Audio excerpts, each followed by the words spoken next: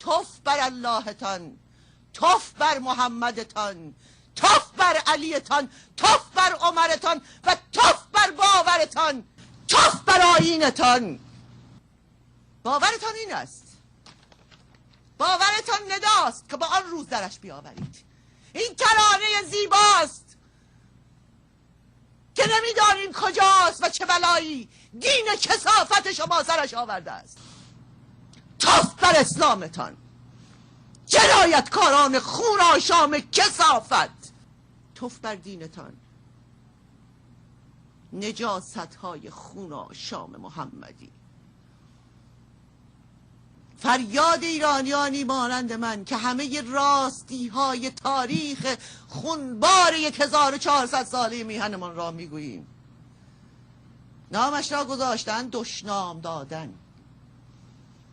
به سربر که شغلش سربریست به گونه آسمانی، بگویی سربر به او دشنام میدهی. به روسبی خاندار که شغل خودش و پیامبرش و قدیسانش و حتی اللهش روسبی خانداری است، بگویی اینان روسبی خاندار اسلامی اند، یعنی دشنام داده ای به جنایتکاری که در برابر چشم ما به مدت 30 سال و همه جهان مانند آب خوردن معصوم ترین و بهترین فرزندان ایران زمین را تجاوز جنسی می کند، سر می برد، با تبر سینش را می شکافد، آشکارا تازیانه می زند، در خاک فرو می کند، تکه تکش می کند، خونش را می ریزد، گلوله به مغز و چشم و قلبش می زند. اگر به این عفونت خون آشام بگویی خون آشام، اسلام خون آشام و آموزه های خون آشامیش، به دین مردم دشنام داده ای. ترانه موسوی متولد 1360، یعنی 28 ساله، در وضعیتی نامعلوم به سر میبرد. یک ناشناس پس از 1 ماه در تماس تلفنی با مادر او گفته است که ترانه به دلیل پارگی رحم در بیمارستان امام خمینی گور به گور شده ی نجس مسلمان بستری است. اما خانواده او پس از مراجعه به این بیمارستان نیز نتوانستند از فرزندشان خبری بگیرند.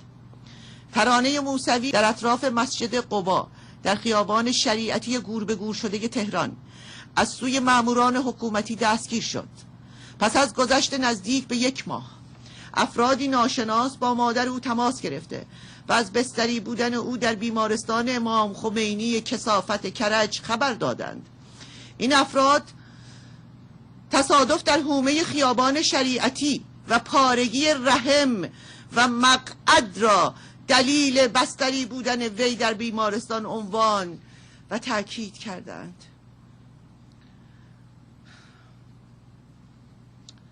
بستری شدن او ربطی به تجمع مسجد قبا ندارد. ببینید هم میهنانم، این دختر ایران زمین را یک ندای دیگر به نام ترانه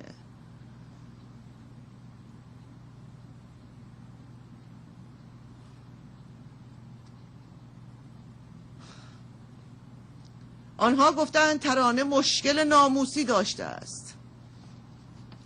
توف بر آیینتان.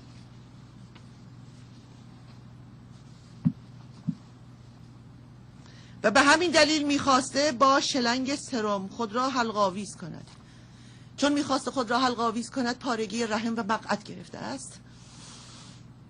توف بر اسلامتان، جنایتکاران خون آشام کثافت.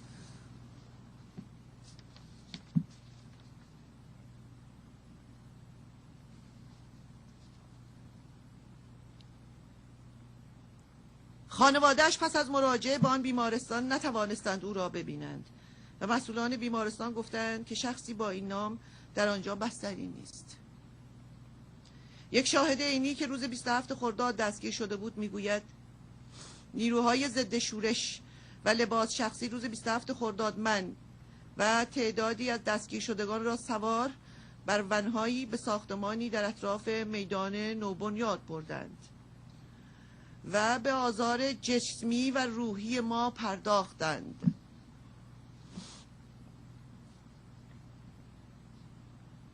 توف بر دینتان، نجاست های خون آشام محمدی. برخی از دستگیر شدگان را در همان بعد از ظهر به زندان اوین منتقل کردند، اما من و بقیه را آزاد کردند. ترانه در میان ما بود. او دختری زیبا، داستان 1400 ساله در میهن ماست هم میهنانه.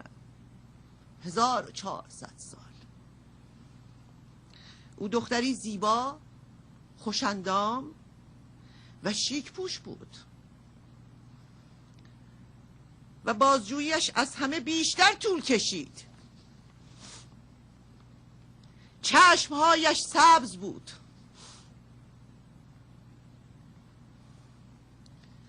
من و تعدادی را همان شب آزاد کردند و تعدادی را نیز پیش از آزادی ما به جاهای دیگری فرستادند. اما نیروهای لباس شخصی ترانه را همانجا نگاه داشتند.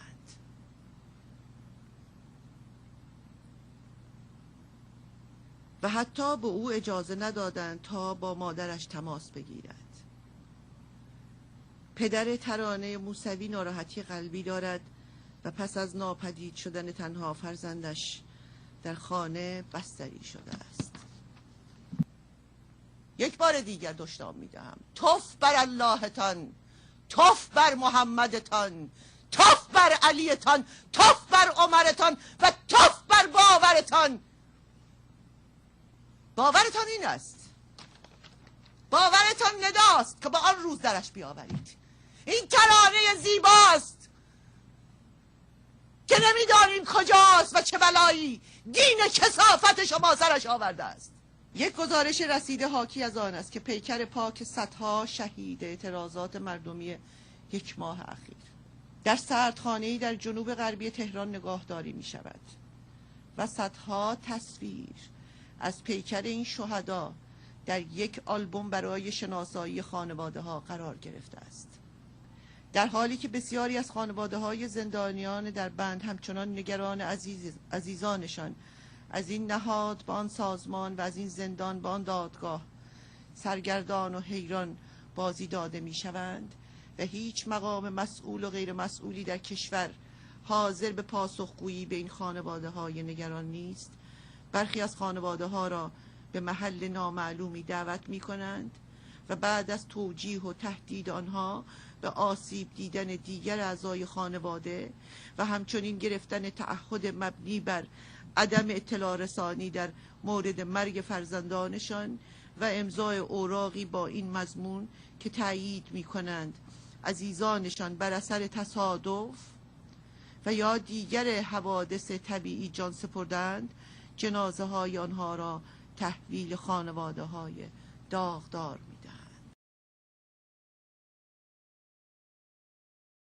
هم میهنانم، آن دروغی که داریوش بزرگ هخامنشیای بزرگ من در نیایشی از او بر جای مانده است بیش از 2500 سال،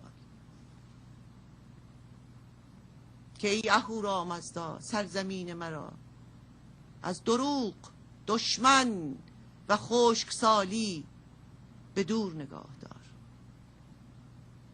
آن دروغ اسلام است در سرزمین ما و باورمندانش و پرورش یافتگان این آموزه های کثیف و سخیف و ضد بشری و ضد انسانی و ضد اخلاقی است. عزیزت را سربر مسلمان دشمن و اشغالگر و غارتگر ریپیست بکشد در میهنش با چاقو و گلوله هایی که پولش را از همان عزیز تو دزدیده است این دشمن کثافت مسلمان. بعد برای اینکه کالبدش را به تو تحویل دهد بگوید بگو در اثر سانحه‌ای، بیماری، اتفاقی گواهی مرگش را باید تایید کنی تا جسدش را بدهم ببری دفن کنی عزیزت را.